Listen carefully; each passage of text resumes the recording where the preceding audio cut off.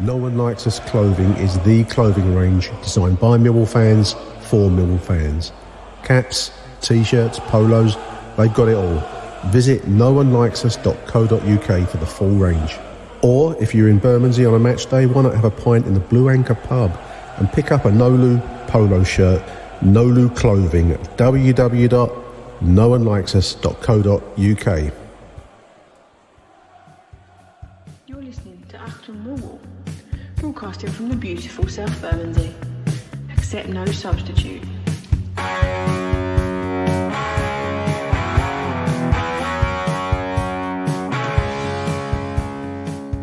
Hello, dear listeners. Welcome to Nick and Neil's Summer History Show. Probably going to have to stop calling them these soon, Neil. The season is looming, mate, isn't it? We're staring down the barrel of the 22-23 season. So we've only got a couple more of these we can safely do and call them summertime history shows. I've enjoyed doing them.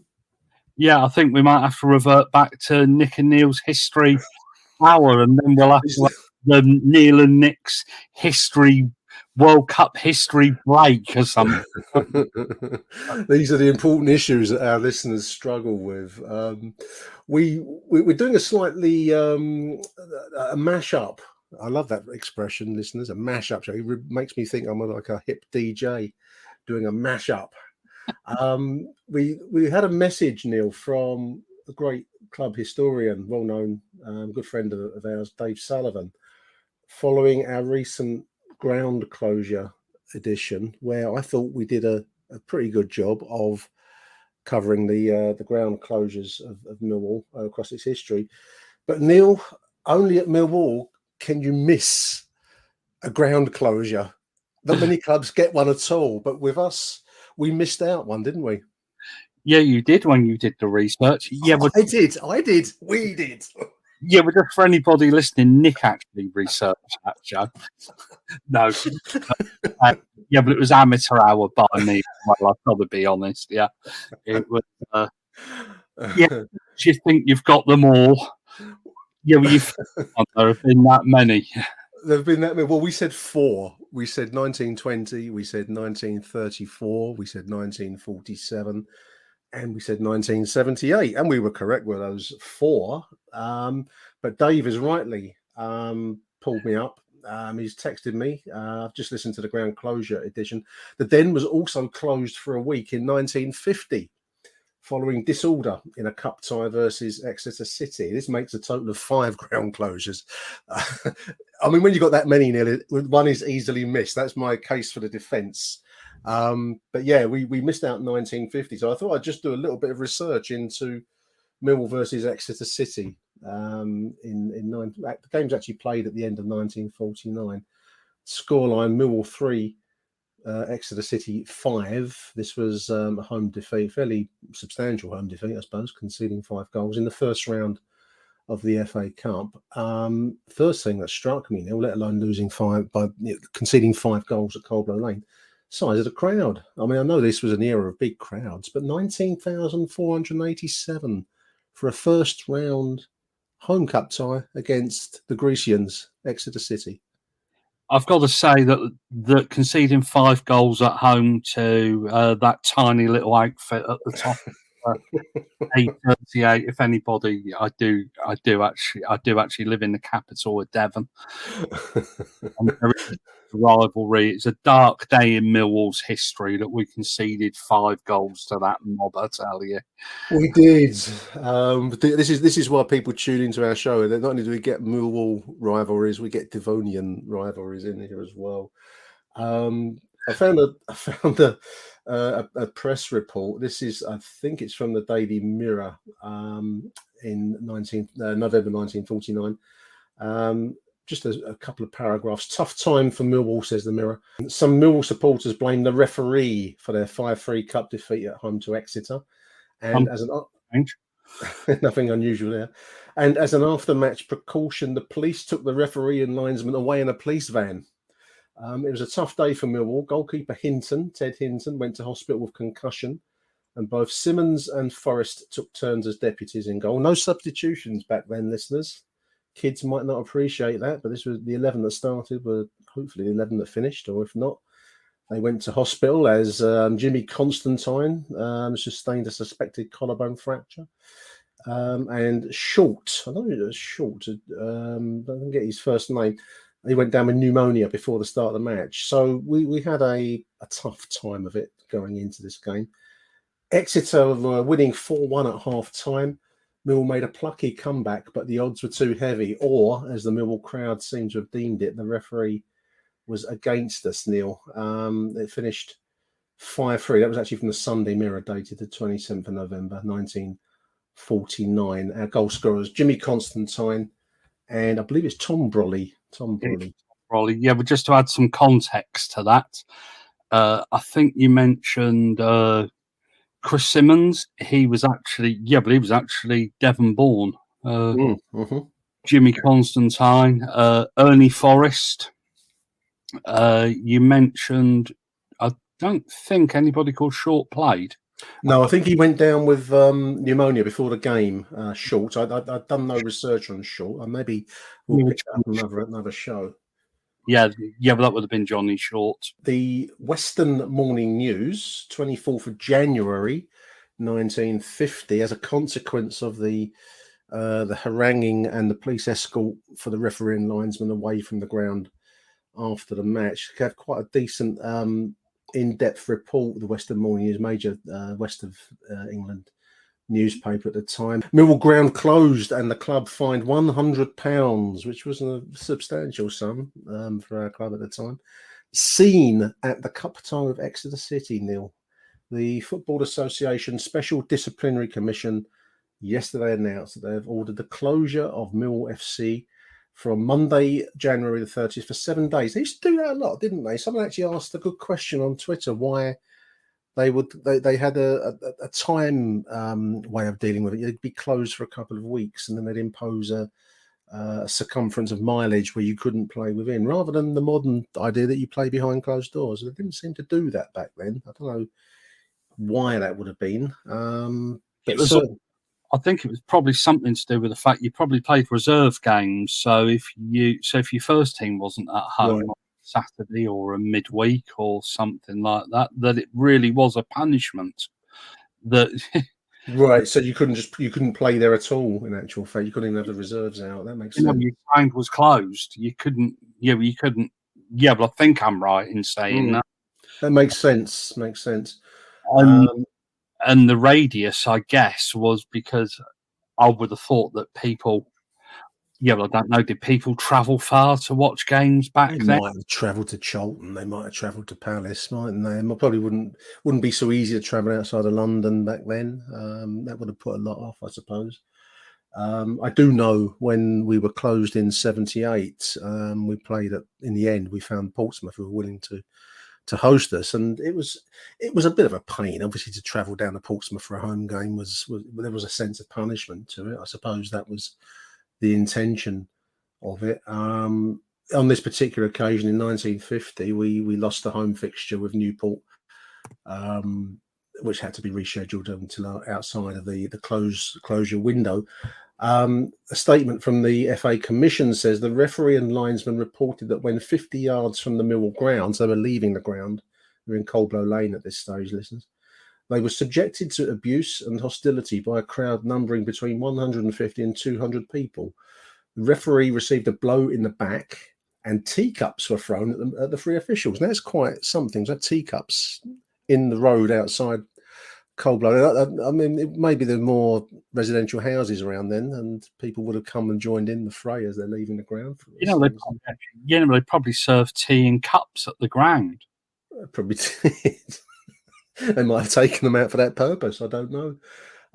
So, yeah, we've got a mob of 150, 200, a referee manhandled, blow in the back, and teacups thrown at the three officials. From the evidence adduced, that's a good word. I've never used that word in my life, adduced. The commission was satisfied that the alleged misconduct, it took place. It decided that Millwall FC be closed for 7 days from January the 30th. And the club be fined £100, and B, that Millwall FC be instructed to cooperate more closely with the police in order to prevent any repetition of misconduct. by spectators inside or outside the ground. In arriving at this decision, the Commission, Neil, took account of the 5 previous reports of misconduct by spectators at the Millwall ground. So it's not like we had a bit of form there, mate, didn't we? Yeah, it seems as if it's something that we've never stopped doing. Really. Yeah, well, I wonder if the FA, they get a referee's report. Oh, the Millwall crowd have been up to it again. Yeah, well, we'll just add it to the file, and the file must be bulging, mustn't it? Must be. Despite Neil's disparaging remarks about the Grecians, no representative from Exeter City was asked to attend, and the manager, George Roughton, spoke to the Morning News, said it was not a matter which did not concern our club nor our players. So they were not interested in the incidents after the game. Referee Mead. Mead. He was booed by Mill supporters. Quite normal. When he and the teams were leaving the field, and a small section tried to invade the playing pitch, police restrained them and formed a bodyguard through which Mr. Mead passed on his way to the dressing room. Missiles were thrown without doing damage inside the ground, but the more over 150 supporters waited outside the ground, and to escape their attentions, Mr. Mead had to leave in a police van. Yeah, we can think of a few modern day referees that we'd quite like to see in a pan. There we are, ground closed, and Charlie Hewitt was quoted. This is from the Lewisham Borough News, also dated 24th of January, Neil.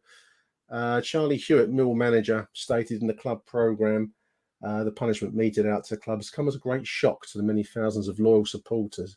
I mean, this is a standard line that's been management over the years have always said at Millwall, and I don't think any Millwall fan can ever truly, hand on their heart, say it's come as a total shock that something like this has happened, because you've only got to go to the den a few times and you'll look and keep your ears and eyes open, and it's not. You can't claim it's going to be a total shock. You might not approve of it, but it won't come as a shock. But anyway, that was the official line of Mill Football Club, who expects their followers to behave like sportsmen and gentlemen, Charlie Hewitt said.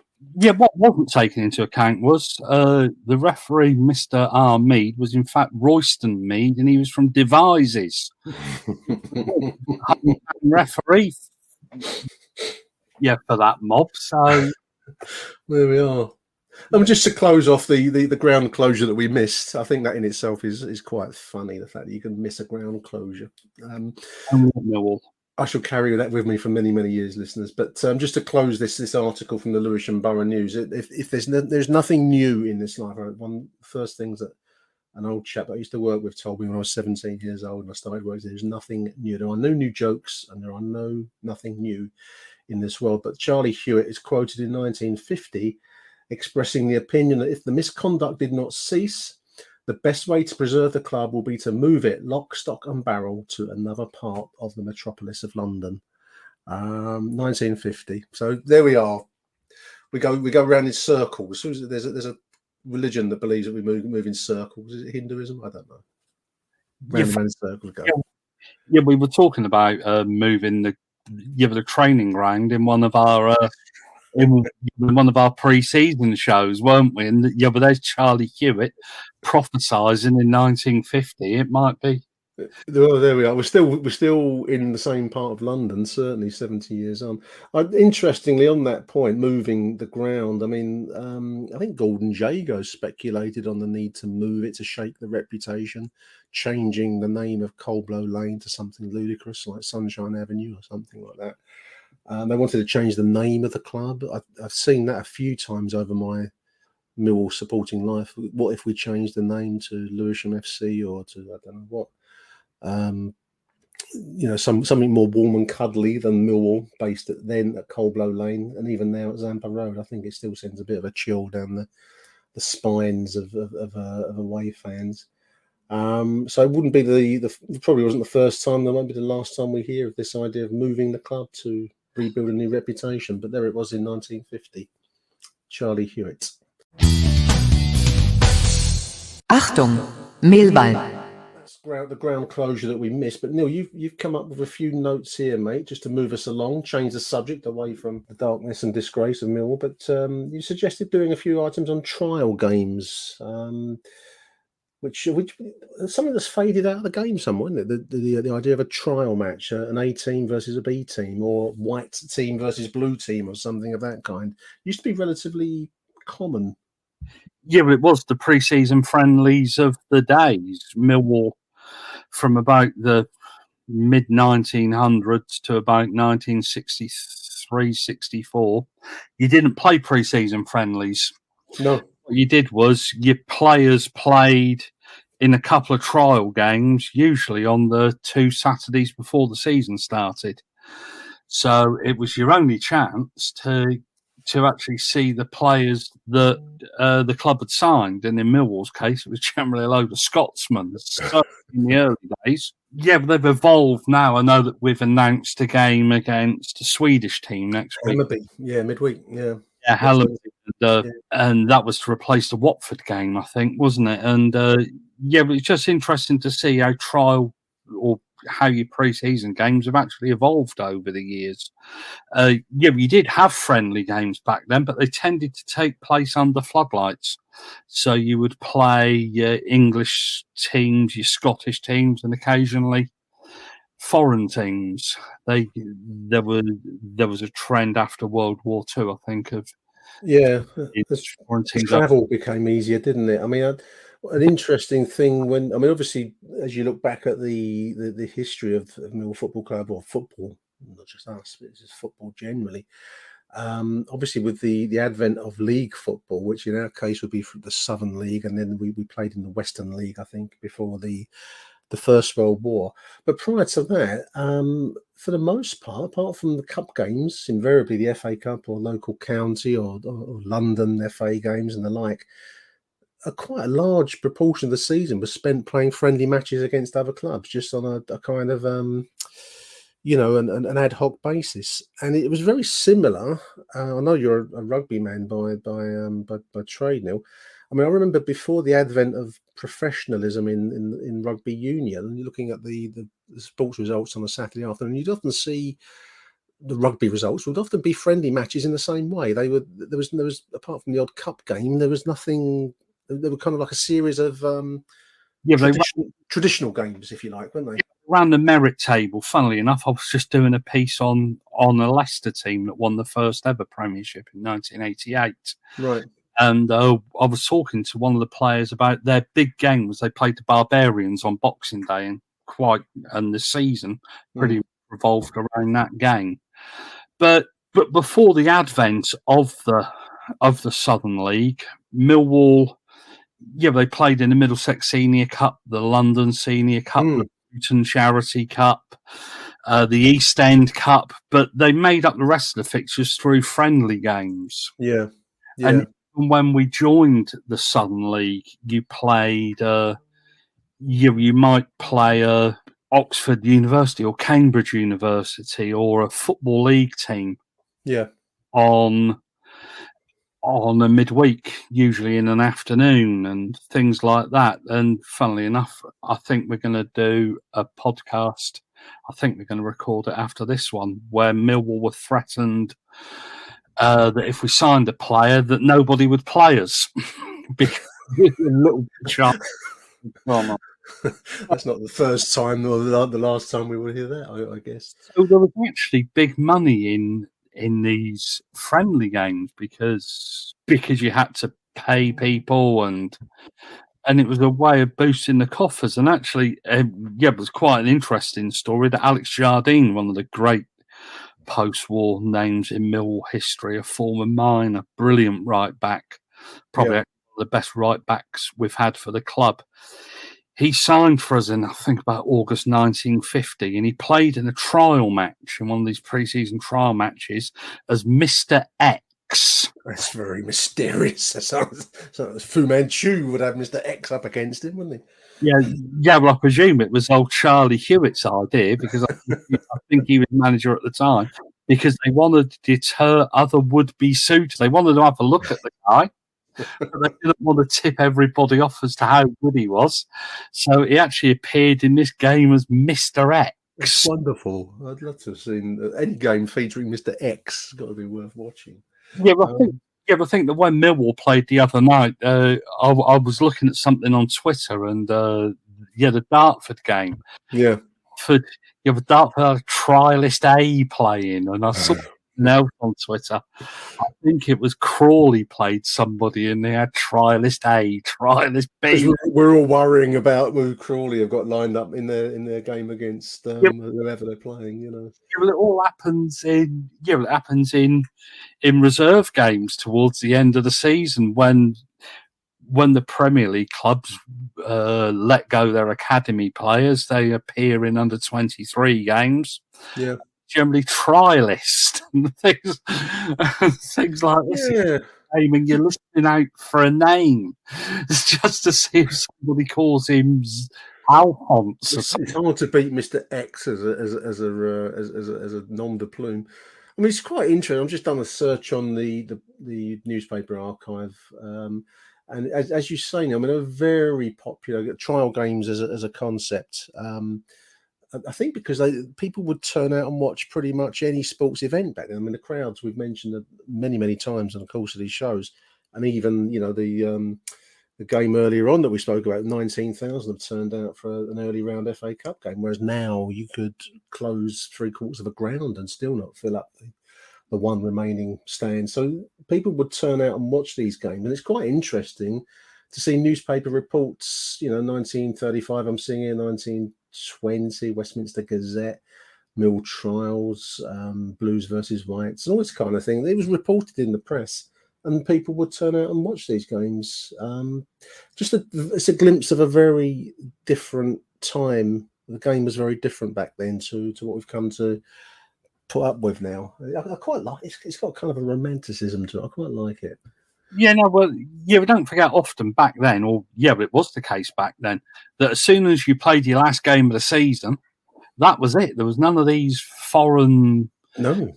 Yeah, you weren't going to play testimonial games or this, that, and the other. You finish your season either at the end of April or the start of May, and that was it. Yeah, but the newspapers often didn't even cover.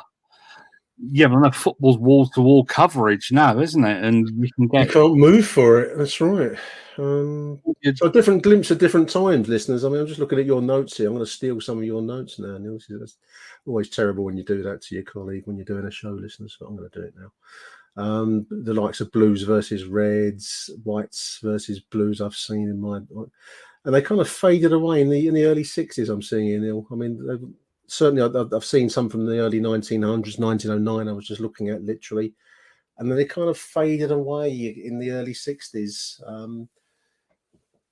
I suppose reserve football and the kind of move to the modern idea of pre-season friends against other clubs took over from them, really.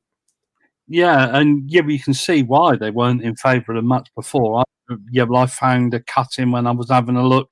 Hugh Curran was threatened with missing the start of the season after he was sent off in a friendly against Barking.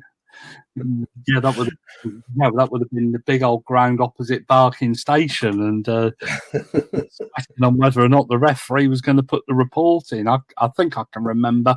Didn't Tim Cahill get sent off against a Romanian team for 5? I think he did. I think because the referees are always notorious in friendlies. They don't really want too much physical contact. Nobody wants physical contact, really, but they don't really want to be issuing yellows and reds, do they? I do remember the Smil versus Sporting Lisbon game in '93 when we opened the new stadium. The first half was quite was contested. I think Rhino got involved in a bit of I don't know if it was fisticuffs, but it was a spat. Let's put it that way with one of the Portuguese players. And I think both teams were told to calm it down at half time because the second half was much more insipid compared with the first. That was played as a full Millwall atmosphere in the new stadium. Yeah, well, Rhino chins Luis Figaro, I think. Yeah, but you had to open the ground with a chin in, didn't you? Come on. He did that. I don't think anyone was sent off. I mean, it's a long while. I haven't got the game in front of me, listeners. I'm just speaking purely from memory. And I only just about got a ticket to get into that game. I left it late for I bought a ticket and just about squeezed in the end. But it was a fairly full-on first half, and I think we finished up losing it 2-1. But we were going for it in the first half, like it was a game that mattered, you know.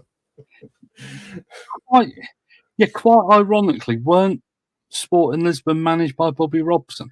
Bobby Robson, and as you say, Luis Figo played for them. I think they brought their first team squad, and I think we went at them quite hard. And I think that maybe angered them because they thought they were just coming here for a pre-season kickabout, you know, like their version of a trip to Dartford or something, and have a knockabout. And then it turned out into a Millwall game, you know. And I don't think they were best pleased with that. Yeah, well, surely after wanting to turn the flamethrowers on, as he knew what was lying in wait. There we are. So there we are. So that's the ground closure that time forgot, and trialists. Over time, I can't think of any other. I'm trying. I've always hated friendlies, and I'm just trying to think to close us of any other incidents from friendly matches that I've been to which are worthy of note. I can't think of any really. So I've always despised friendly football, Neil. Even at international level, I despise it. I can never be bothered watching it. Yeah, but there was the great Hibs game, wasn't there? I think in the early 70s. Oh, yeah. The ginger invasion, wasn't it? They all turned up overnight. A Friday night, wasn't it? Something like that. I think Hibs brought their firm down, didn't they? It was unexpected Friday night game, Mill versus Hibernians at the Coldblow Lane. And I think they had a brief period when no one else was there apart from them. And then, well, how can we put it? How can we close that subject without going too deeply into it? It was there was a fracas. There was a fracas. There was exchange of pleasantries involved. Exchange of pleasantries, a fracas, and people were summoned very swiftly from their Friday nights in front of the television to express their views and opinions through it. Let's leave it there. But yeah, you're right. There was the Hibs game, wasn't there? That was the other friendly. I suppose there's some talking. There's the one that never happened, which was Millwall versus Iran. Someone came up with the idea of Millwall playing the Iranian national team at the new stadium. And I think that was due to take place in 2004, 7. It was whenever the July terrorist incidents took place, and they decided it probably wasn't the best idea in the world to stage a Millwall friendly versus Iran at the 10. There we are. Only Millwall. No, I think I'm going to call that show quits there, listeners. Thank you for listening. Thank you to Neil for coming up with those wonderful notes. And thank you to Dave Sullivan for reminding us of the ground closure that we forgot in 1950. Thank you to you too, dear listeners, for tuning into this edition. Until the next one, bye for now. You have been listening to Achtung Millwall.